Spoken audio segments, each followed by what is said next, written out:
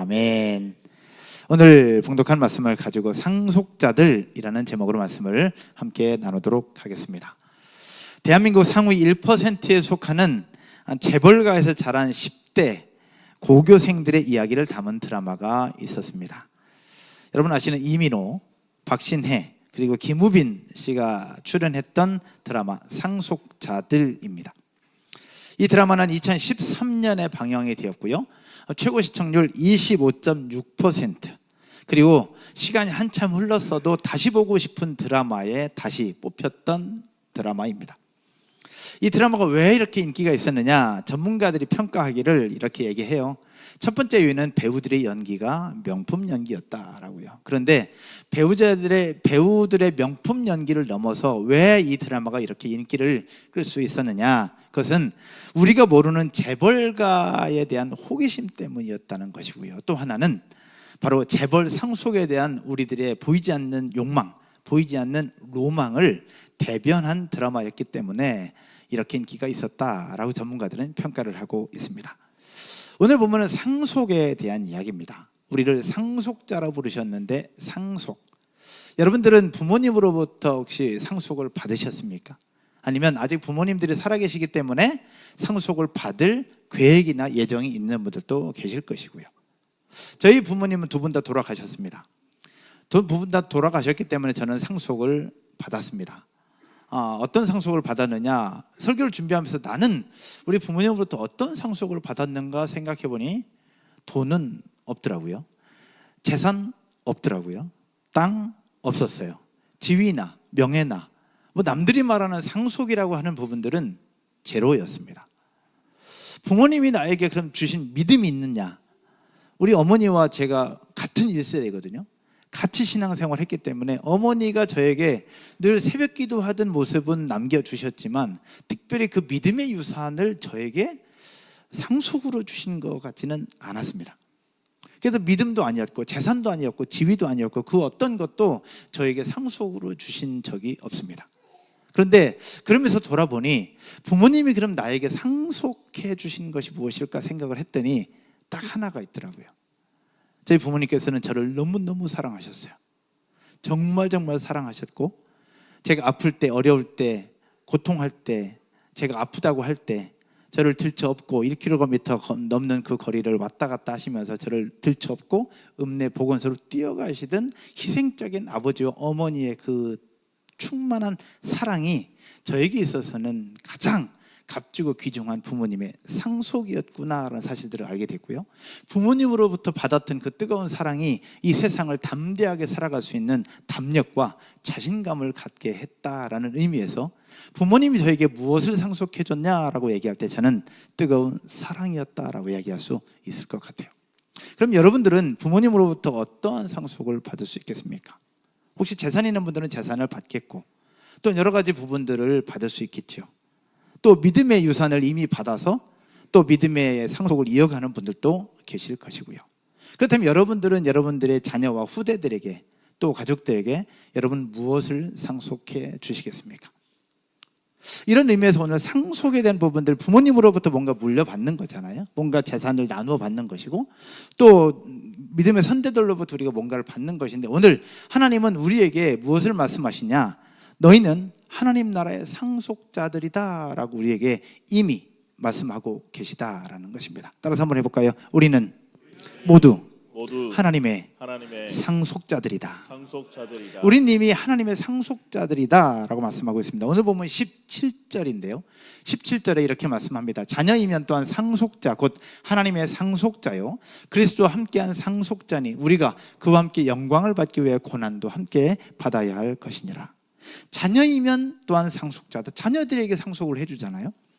또 하나님의 상속자요 그리스도와 함께한 상속자다. 이게 무슨 얘기냐, 지난주에 나눴던 것처럼 우리가 부족함이 있고 연약함이 있지만 믿음 하나를 보시면서 우리를 의롭다 여겨주셨다는 것처럼 예수 그리스도를 믿는 믿음 하나, 그거 하나 딱 보고 그걸 보증 삼아서 우리를 하나님의 백성으로, 하나님의 자녀로 삼아주셨다라는 사실입니다. 그래서 우리가 뭔가를 하지 않아도 예수님을 믿는 그 믿음 하나만으로 하나님의 자녀가 되었기에 하나님의 자녀가 받을 수 있는 상속을 우리는 받을 수 있게 되었다라는 사실입니다.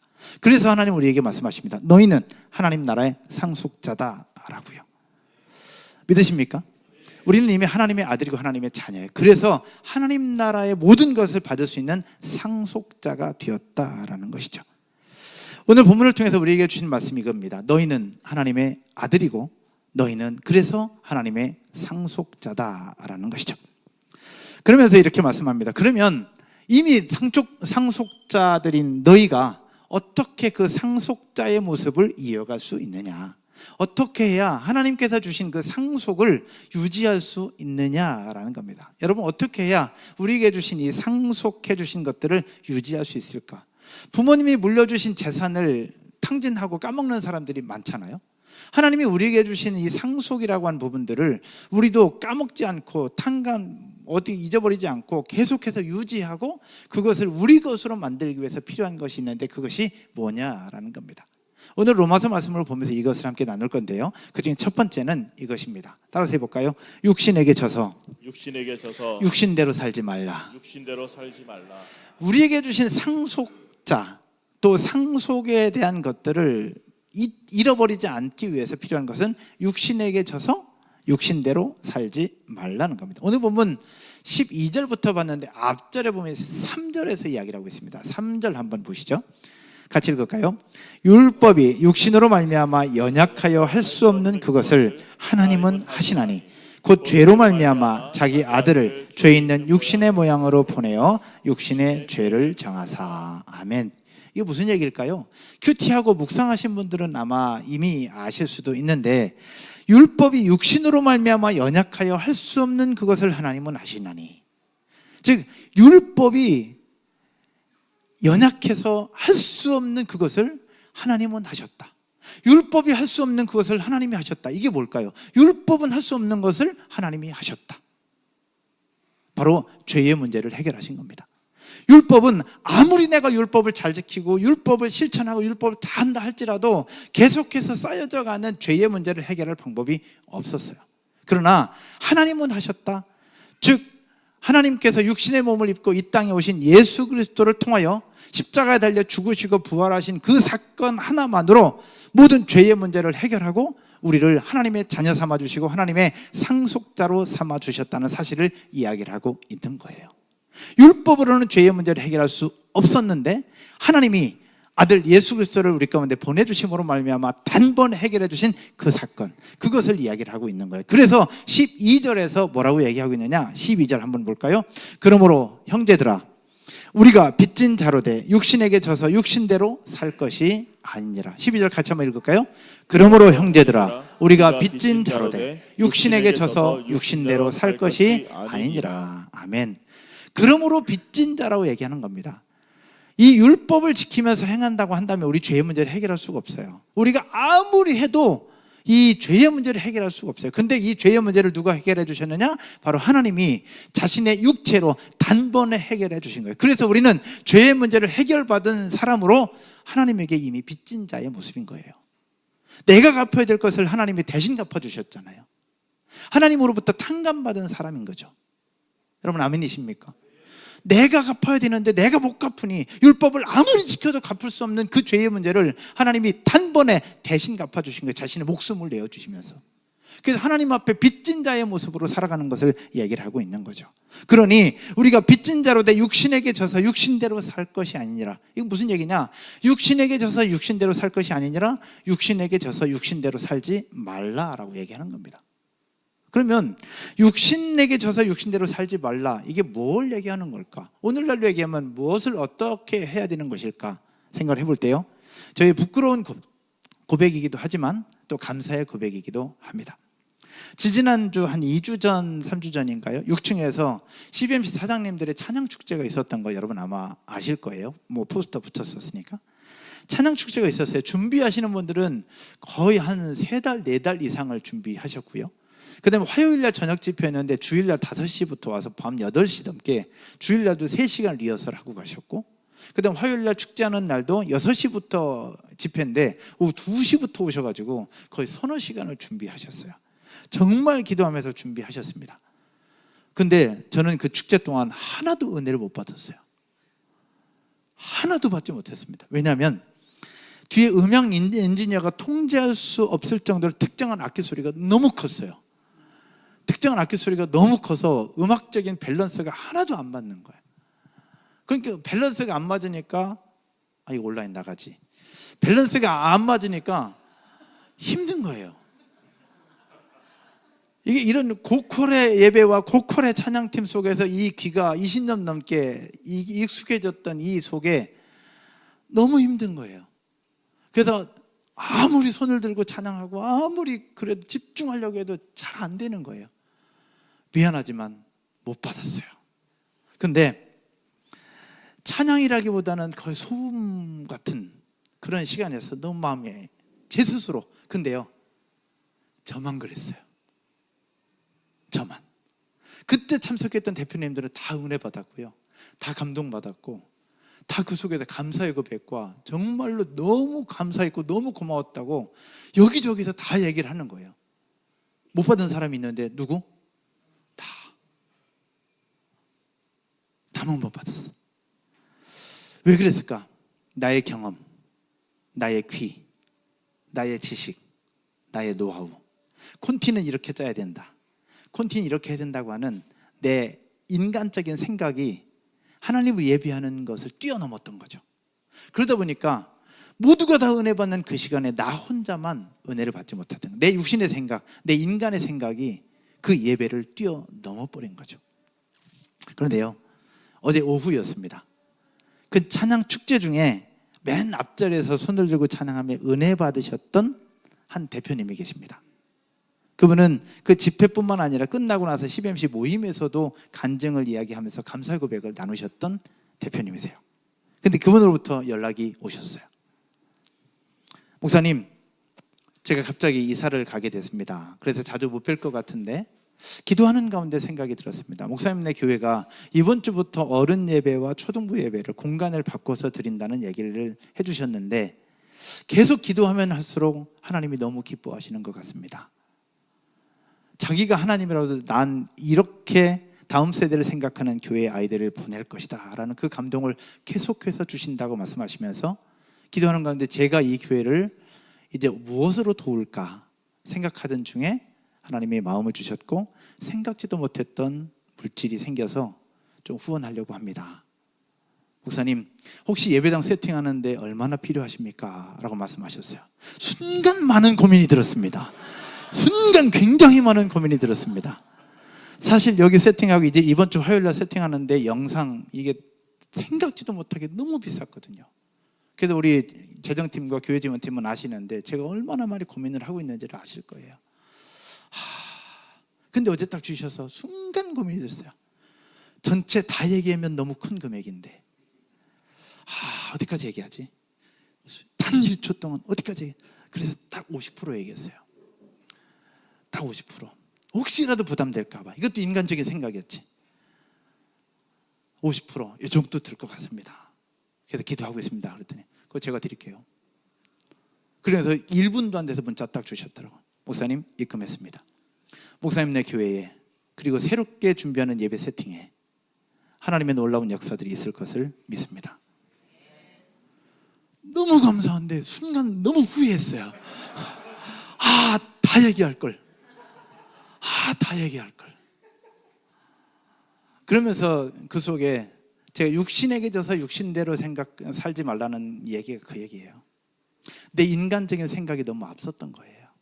예배 때에도 인간적인 생각이 앞섰고요, 돈 앞에서도 인간적인 생각이 앞섰고, 모든 부분에 있어서 인간적인 생각이 하나님의 생각보다 제가 앞섰던 거예요. 육신에게 져서 육신대로 살지 말라는 것은 이것을 얘기하는 겁니다. 부끄러운 고백이에요. 여러분은 과연 어떠하십니까? 인간의 생각으로 꽉 찬 육신의 모습을 가지고 살고 계시는 것은 아니냐라는 거죠. 사람에게 인정받고 싶은 욕구가 우리에겐 있습니다. 더 잘해서 뭔가를 보여주고 싶은 욕망도 우리에게 있습니다. 내가 뻑적지근한 뭐 딱 해서 하고 싶은 그런 부분들도 있습니다. 4층으로 내려왔지만 사실 저는 설교할 때 6층이 훨씬 좋습니다. 뽀대도 나고요, 6층이 여러 가지 부분이 훨씬 좋습니다. 제 욕망도 그러합니다. 그러나 육신의 모습이 아니라 이것보다 하나님이 더 기뻐하시는 것, 또 하나님 나라를 위해서 더 세울 수 있는 것이 무엇일까를 우리가 생각하는 부분들을 계속해서 생각해 보자라는 이야기입니다. 사랑하는 여러분, 그래서 오늘 우리에게 말씀하신 우리가 빚진 자로 되라고 얘기합니다. 우린 이미 뭔가를 해서 하나님의 자녀가 된 것이 아니라 예수 그리스도를 믿는 믿음 하나만으로 의롭다 여김 받았고, 예수 그리스도를 믿는 믿음 하나로 하나님의 자녀가 되었어요. 율법으로 아무리 해도 갚을 수 없는, 채울 수 없는 죄의 문제를 예수 그리스도를 믿는 믿음 하나로 대신 갚아주셨던, 우리가 그 빚진 자라는 얘기예요. 그 빚진 자라면 빚진 자의 모습으로 다시 새롭게 일어서고 이것을 회복해야 되는데, 그것보다는 내 인간적인 생각이 더 앞지르니까 모두가 다 은혜 받는 자리에 나 혼자만 은혜 못 받고 있는 거예요. 인간적인 생각이 너무 앞선 거예요. 음악이 안 맞네, 소리가 안 맞네, 소리가 크네, 밸런스가 안 맞네, 과연 콘티를 왜 이렇게 짰네, 그런 인간적인 생각이 앞서다 보니까 진짜 중요한 것을 놓치고 있는 제 모습이 있었다는 거예요. 사랑하는 여러분, 율법으로 해결할 수 없는 죄의 문제를 자신의 몸으로 직접 해결해 주신 예수 그리스도를 기억하면서 예수 그리스도께서 주신 그 은혜의 감격을 회복할 수 있기를 주님의 이름 축원드립니다. 예배를 드리면서 내 인간적인 생각으로 더 앞서지 말고, 예수님을 믿을 때, 처음 믿을 때 얼마나 감격스러워요. 얼마나 감격스러워. 이곳에서 처음 2015년 7월 5일 첫 예배, 저기에 돗자리 깔고 여기 애들과 바글바글 할 때 이게 예배인지 난장판인지 시장판인지 모를 만큼 그랬던 그 시절을 생각할 때, 시간이 지나면서 너무너무 감사했는데 시간이 지나면서 우리는 거기에 대해서 망각해져 버리고 말아요. 그 감격들은 사라지고 그 은혜들은 잊어버리고 결국 현재 이것이 있네 없네, 부족하네 뭐하네, 소리가 맞네 안 맞네, 거기에 너무 집중하다 보니 진짜 필요한 것을 놓치고 있다는 얘기죠. 그래서 하나님 우리에게 말씀하고 있는 겁니다. 너희가 상속자인데 상속자의 모습으로 살기 위해서 필요한 것 따라서 할까요? 육신에게 져서 육신대로 살지 말라. 육신에게 져서 육신대로 살지 말라는 이 말씀 앞에 저를 드리고 여러분 모두를 드릴 수 있기를 주님의 이름 축원드립니다. 이 감격을 회복하고 이 은혜를 회복하면 섬기는 것도 안 힘들어요. 내 힘으로 하니까 힘든 거거든요.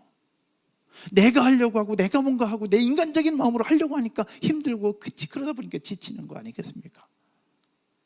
여러분, 육신에게 져서 육신의 마음으로 하지 말고 성령의 은혜로, 하나님의 은혜의 감격들을 회복함으로 그 은혜의 동력으로 한 걸음 한 걸음 나아갈 수 있기를 주님의 이름으로 축원드립니다. 온라인으로 예배하시는 분들도 온라인으로 예배하지만 그 속에서 주시는 은혜의 감격들을 회복하고, 온라인에서 받을 수 없는 그 은혜 현장에서 받을 수 있다는 사실들을 기억하면서 가능하면 현장으로 오셔서 함께 예배에 집중하고 함께 찬양하고 뜨겁게 하나님의 예배할 수 있는 그 감격들을 회복하는 모든 온라인 예배자들이 되시기를 주님의 이름으로 축원드립니다. 두 번째요, 상속자들이 지켜야 되고 있어야 되고 함께 해야 될 것이 무엇이냐? 바로 성령의 인도하심을 인식하는 겁니다. 따라서 할까요? 성령의 인도하심을 인식하라. 성령의 인도하심을 인식하라는 겁니다. 여러분, 상속자가 된 하나님의 자녀들에게는 특별한 은혜가 있습니다. 그것이 그건 무엇이냐? 오늘 보면 14절을 한번 보실까요? 14절에 무릇 하나님의 영으로 인도함을 받는 사람은 곧 하나님의 아들이라 라고요. 무릇 하나님의 영으로 인도함을 받는 사람은 하나님의 아들이래요. 거꾸로 얘기하면 이렇습니다. 하나님의 아들에게는 성령의 인도하심이 있다 없다? 있다라는 얘기죠. 즉 하나님의 아들에게는 성령의 인도하심이 있다는 겁니다. 광야를 지나는 이스라엘 백성들의 모습을 한번 생각을 해보면요, 광야를 지나는 이스라엘 백성들 삶 속에 그들에게는 하나님의 은혜가 있었어요. 구름 기둥과 불 기둥이 있었죠. 그다음 반석에 나오는 물이 있었습니다. 그리고 사막 한가운데 엘림이라고 하는 휴식도 하나님이 주셨어요. 그럼에도 불구하고 광야 생활에는 많은 결핍들이 있었습니다. 힘들죠, 괴롭죠, 고통스럽죠. 장막을 계속 옮겨야 되죠. 계속 이동해야 됩니다. 얼마나 많이 힘들겠어요. 고통스럽겠어요. 그러다 보니까 계속 불평하고 원망하는 부분들이 생겨날 수밖에 없어요. 그런데 그런 많은 결핍이 있었지만 그럼에도 불구하고 하나님이 40년 애굽에서 나와서 가나안 들어갈 때까지 항상 함께 있었던 것이 무엇이었느냐? 단 한 가지. 따라서 한번 해볼까요? 하나님의 함께 하심. 그 40년의 모든 순간 속에 하나님은 늘 함께 하셨어요. 백성들이 결핍을 느낄 때에도 하나님은 함께 하셨고요, 은혜를 누릴 때도 함께 하셨습니다. 구름기둥 불기둥으로 채워주실 때도 함께 하셨고, 광야를 지날 때도 함께 하셨어요. 마라에서 쓴 물을 마실 때도 하나님은 함께 하셨어요. 백성들은 쓴 물이라고 불평했지만 그 속에서도 하나님은 그들과 함께 하셨다는 겁니다. 지금 하나님이 함께 하신 임마누엘이었죠. 오늘날은 어떠하십니까? 불기둥? 불기둥 없어도 히터 잘 나옵니다. 구름기둥은 그의 뜨거움을 막아주는 건데요, 우리 구름기둥 없어도 에어컨 빵빵하게 나옵니다. 하지만 여전히 광야 생활처럼 우리 속에도 결핍이 있습니다. 재정적인 결핍, 건강에 대한 결핍, 여러 가지 상황들에 대한 결핍들이 있습니다. 그러다 보니 여전히 불평하고 누군가를 원망하죠. 그럼에도 불구하고 광야 생활에 함께 하셨던 하나님이 계셨던 것처럼 우리의 삶 가운데도 그럼에도 불구하고 함께 하시는 분이 계십니다. 그분이 누굴까요? 성령님이시죠. 우리가 알지 못하는 그 순간에도 함께 하시는 성령님, 그분은 함께 하실 뿐만 아니라 저와 여러분의 삶을 인도하고 계시는 분임을 믿으시기를 주님의 이름으로 축복합니다. 그분이 우리에게 이렇게 말씀합니다. 15절입니다 15절에 너희는, 같이 읽을까요? 너희는 다시 무서워하는 종의 영을 받지 아니하고 양자의 영을 받았으므로 우리가 아빠 아버지라 부르는. 아멘. 이게 무슨 말씀일까요? 다시 무서워하는 종의 영을 받지 아니했다. 그럼 무서워하는 종의 영이 있다는 얘기일까? 아니에요. 무서워하는 종의 영이 있다는 얘기가 아니라 양자의 영을 받아서 하나님을 아빠 아버지라고 부르짖는 아들들, 부르짖는 상속자들을 표현하면서 아빠 아버지라고 부르는 아들들에게는, 상속자들에게는 이 세상이 무섭지 않다는 것을 이렇게 표현하고 있는 거예요. 당시에 초대교회 성도들은 로마의 핍박이 있었고 군병들의 아픔이 있었고 여러 가지 조롱이 있었어요. 그럼에도 불구하고 그들은 예수 그리스도를 믿는 믿음 하나만으로 담대하게 살 수 있었다는 거죠. 카타콤의 이야기가 그 얘기입니다. 아무리 핍박이 와도 그들은 물고기를 그리면서 스스로를 이야기하지 못하지만 그 표시 하나를 보면서 나는 그리스도인이다, 나는 하나님의 자녀다, 하나님의 상속자다라는 사실들을 이야기를 하면서 그 핍박 속에서도 두려움이 아니라 핍박 속에서 버텨내는 그 믿음과 신앙을 가지고 있었던 그 사람들. 왜 그랬느냐? 하나님을 아빠 아버지라고 부를 수 있는 자녀됨의 권세, 상속자들이라고 하는 그 권세를 가지고 있었기 때문에 그러한 거예요. 사랑하는 여러분, 오늘 우리에게 주신 이 확신과 성령의 인도하신다는 그 인도하심을 가지고 담대할 수 있기를 주님의 이름으로 축원드립니다. 근데 성령의 인도하심이 우리에게 너무너무 좋아요. 너무너무 좋은데 우리가 생각해야 될 것, 좋은 것만 생각하면 안 됩니다. 성령의 인도하심이 우리 가운데 있는데 우리가 늘 성령의 충만함을 이야기하고 성령의 인도하심을 생각하고 성령의 함께 하심을 생각하는데 늘 좋은 것만 있지 않아요. 여러분들이 어떻게 설명할 수 있을까? 이제 여러분 아이를 기다리는 분도 계시고 낳아서 이제 잘 양육하는 분들도 계세요. 예를 들어 봅시다. 우리 몸에 아이가 잉태했어요. 잉태한 기쁨이 너무 좋아. 너무 좋아. 잉태 안 했지만 잉태한 것 같은 사람들도 있잖아요, 우리가. 너무 좋아. 아이가 잉태하면 너무 좋아. 근데 너무 좋지만 불편한 게 한두 가지가 아니에요. 일단 첫 번째, 입덧부터 시작합니다. 입덧해요.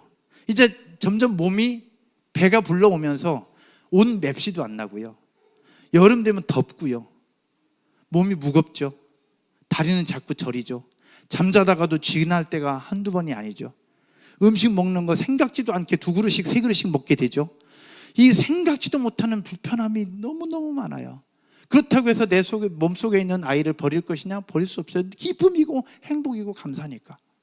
낳을 때는 어때요? 출산의 기쁨이 있지만 해산의 고통이 너무너무 커요. 이루 말할 수 없는 아픔이 있다는 거죠. 여러분, 성령의 인도하심과 성령과 함께 한다는 것은 이런 거예요. 성령이 우리 속에 계시잖아요. 그러면 너무 기쁘고 너무 행복해요. 그러나 불편한 게 한두 가지가 아니에요. 제가 가끔 신방을 가면 목사님 오신다고 안 하던 청소도 하고 만나는 음식도 준비하고 해요. 너무 저도 기쁘고 본인도 기뻐요. 그럼 목사님이 한 번 오셨어요. 너무 좋아. 근데 제가 오늘도 가고 내일도 가고 그 다음날도 가고 그 다음에 일주일 동안, 한 달 동안, 3달 동안, 1일 동안 제가 같이 산다고 생각을 해봐요. 여러분 어떨까요? 생각도 싫대. 생각하기도 싫지. 목사님이 아무리 좋아도 계속 같이 산다면 불편한 거예요. 우리 성발라님 계시죠? 성시경님. 성시경님은 어떨까 그러면? 어서 오십시오, 어서 오십시오. 할렐루야, 할렐루야. 한두 번은 좋은데 계속 우리 집에서 같이 산다. 뭐 어떨까요, 여러분? 자매님들은 좋을 수도 있어요. 근데 남편이 싫을 거예요. 그런 거예요. 성령이 우리 함께 한다는 건 너무 좋아. 근데 불편한 게 한두 가지가 아니에요. 목사가 집에서 같이 산다. 애들한테 소리 지를 수 있어요? 남편한테 막 시킬 수 있어요? 물론 할 수도 있겠죠. 할 수도 있겠죠. 근데 어려운 게 많아요. 성령께서 우리와 함께 한다? 그럼 성령께서 우리를 모든 게 다 간섭하고 있는 거예요. 성령께서 보고 계시는데 내가 어떻게 그래요? 어떻게 소리를 질러요? 어떻게 나무라? 어떻게 때려? 아무것도 못해. 불편한 게 한두 가지가 아닌 거예요. 성령이 함께 하신다는 건 이런 거예요. 여러분, 이 산모가 잉태하면 몸에 변화가 있는 것처럼 성령께서 우리 속에 들어오시면 우리는 항상 느낄 수 있어요. 느낄 수 있어요. 참아야 하고요. 기다려야 하고요. 예전에는 본능이 이끄는 대로 하고 싶은 말 다 해도 됩니다. 싫으면 때려치우고요. 하지만 내 안에 성령께서 계시다는 것은 그렇게 하지 못해요. 하나님은 참으라고 해요. 기다리라고 합니다. 품어주라고 얘기합니다.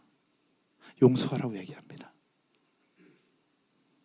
어제 아침에 민수 학원 가는데 늦어가지고 태우려고 그러는데 앞에 차가 평행주차, 일렬주차 했는데 사이드를 채워놓고 갔는데 성질이 얼마나 나는지 몰라요. 어떻게 했겠어요? 제 몸에 사리가 나올 것 같아. 왜 그랬냐? 제 속에 있는 성령께서 참으라고 계속 얘기하시는 거예요. 전화를 했어요. 참을 수 없었어요. 제가 전화했어요. 전화해가지고 막 얘기하려고 차를 좀 빼주셔야 될 것 같다고. 아이고, 미리 좀 전화하시지. 왜 지금서 전화하셨어요? 화도 못 내겠고. 여러분, 내 안에 성령께서 함께 있다는 것, 성령이 인도함을 받는다는 것, 이거는 너무 행복하지만 너무나도 고통스러운 일이에요. 그럼에도 불구하고 우리는 하나님의 상속자로, 하나님의 상속자들의 모습으로 성령님의 인도하심을 인식하고 내 안에 계신 성령님과 함께 살아갈 수 있는 저와 여러분 모두가 되기를 주님의 이름으로 축원드립니다. 내 본능, 육신의 본능을 꺾고 성령을 따라가는 사람들. 그래서 예수님께서 사두개인과 바리새인들의 핍박을 견디면서 그 속에 산에 올라가서 오랫동안 기도했잖아요. 기도하면서 예수님의 그 기도가 어땠을까? 그래서 우리는 십자가의 삶을 살아간다라고 얘기를 해요. 따라서 한번 해볼까요? 십자가의 삶을 살아가는 것이다. 예수님이 십자가 위에서 한 번에 쓸어버릴 수도 있는 분이잖아요, 예수님. 그러나 예수님 쓸어버리지 않으셨어요. 쓸어버리지 않으시고 거기서 자신의 몸을 내어주셨잖아요. 자신의 몸을 내어주시면서 참아주시고 기다려주시고 인내해주시고. 그래서 십자가는 걸어놓는 게 아니고 달고 다니는 것이 아니라 십자가는 내가 살아가는 것이 십자가입니다. 십자가는, 따라서 해볼까요? 십자가는 내가 살아가는 것이다. 이게 바로 성령의 인도하심이고 성령을 인식하며 살아가는 삶이라는 사실. 그럴 때에 우리의 상속자의 모습으로 우리들을 인도하실 줄로 믿습니다. 말씀의 결론을 맺으면서요, 얼마 전에 제가 핸드폰을 바꿨습니다. 승수전수하님의 추천과 도움을 받아서 인천까지 가서 핸드폰을 완전히 싸게 구매를 하고 제 쓰던 폰을 중고로 팔았습니다. 근데 새 폰과 이 옛날 폰을 교환하는 과정에서 제가 실수해서 그러면 이게 로그인이 풀렸어요. 로그인이 풀렸는데 특별히 핸드폰은 로그인을 해서 계속 쓰다 보니까 서로 입력을 안 하잖아요. 그래서 예전에 그 비번을 바꿨는데 아이디는 알겠는데 비번이 생각이 안 나는 거야. 생각이 안 나가지고 그게 해야 이게 아이폰은 자동으로 딱 되는데 제가 실수로 풀려버리면서 생각이 안 나가지고 한동안 애를 먹었어요. 그게 되면 자동으로 쫙 되거든요, 요즘에는. 그러면서 고생하다가 결국 로그인했고 새 폰을 싹 교체를 하게 됐는데, 그러면서 제가 생각이 들었습니다. 폰 하나 바꿔서 로그인해서 들어가는데도 아이디와 패스워드가 필요해서 그 속에 들어가잖아요. 그럼 우리가 하나님의 자녀가 되어서 하나님께서 주신 상속자의 모습으로 살아가는데도 아이디와 패스워드가 필요하겠구나라는 생각이 들었어요. 그럼 하나님의 자녀가 되고 하나님 나라의 백성으로 하나님의 상속자의 모습으로 살기 위해서 필요한 아이디와 패스워드는 뭘까요? 아이디는 예수 그리스도이셨습니다. 아이디는 예수 그리스도고요. 패스워드는 뭘까요? 패스워드는 성령 하나님이셨어요. 따라서 해볼까요? 아이디는 예수 그리스도요. 패스워드는 성령 하나님이다. 오늘 보면 17절 한번 볼까요? 17절에 자녀이면 또한 상속자고 하나님의 상속자의 그리스도와 함께한 상속자니 우리가 그와 함께 영광을 받기 위하여 고난도 함께 받아야 할 것이니라. 로그인해서 들어가면 이제 운영체계가 돌아갈 거예요. 근데 운영체계가 돌아갈 때 꼭 필요하게 나타나는 현상도 있더라고. 그 현상은 노란 글씨예요. 우리가 그와 함께 영광을 받기 위해 고난도 함께 받아야 할 것이니라. 영광만 있는 것이 아니라 고난도 함께 따라온다는 겁니다. 성령이 우리 가운데 계시면 성령의 충만함으로 은혜가 기쁨과 감사와 행복이 넘쳐나지만 그와 다르게 불편함이 있는 것처럼 하나님이 우리에게 주신 상속자의 모습을 살아가는 데 있어서 하나님이 우리에게 영광을 주시지만 이 영광과 함께 고난도 함께 따라온다는 것을 이야기를 하고 있는 겁니다. 운영체계가 그렇게 되어 가더라고. 사랑하는 여러분, 하나님의 사랑이 저와 여러분의 인생과 삶에 예전에도 그러했고 지금도 그러고 앞으로도 영원토록 함께 계시는 줄로 믿으시기를 주님의 이름 축원드립니다. 우리가 뭔가를 하지 않아도 예수 그리스도를 믿는 믿음 하나로 지난주에 봤던 것처럼 의롭다 여김받은 그 모습 그대로 예수 그리스도를 믿는 그 모습 하나로 우리를 하나님의 자녀 삼아 주셨고 하나님이 나를 상속자들이라고 말씀하시며 불러주신 그 은혜로 저와 여러분의 인생과 삶의 하나님의 사랑은 계속해서 넘쳐나게 될 줄로 믿습니다. 그러나 그 속에 우리에게 요구하는 조건이 있어요. 바로 고난도 함께 받아야 할 것이나 십자가의 삶을 이야기를 하는 겁니다.